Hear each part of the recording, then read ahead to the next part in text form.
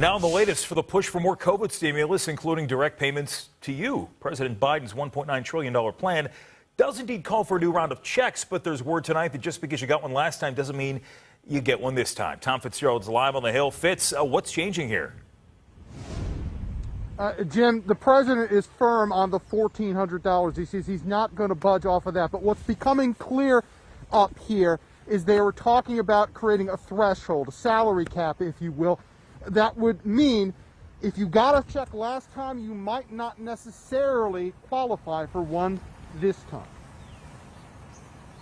His proposal, as you know, had proposed $1,400 checks to make the $2,000 whole. He had proposed kind of a threshold. There's a discussion right now about what that threshold will look like. A conclusion hasn't been finalized. That will be worked through Congress.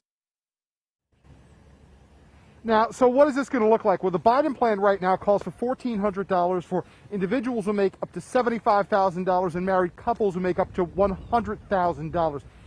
But Republicans say this needs to be more targeted. It has to go, they say, to the people who need it the most. So they're proposing lowering that amount from $1,400 to $1,000 for anybody making under $40,000. If you make over $50,000, well, under the Republican plan, the checks would disappear completely. Now, we heard from Maryland Republican Congressman Andy Harris tonight. He says he's not in favor of blanket payments for everybody. He wants this targeted.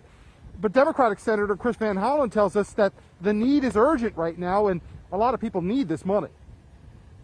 So, look, my view is that this can be a discussion, but those commitments were made, and it is important that we find a way to get there, and if not get there exactly, get as close as possible. So we should take a good, careful look at exactly what we need to deal with the people who are hurt by this pandemic. And I think that's what the Republicans are suggesting.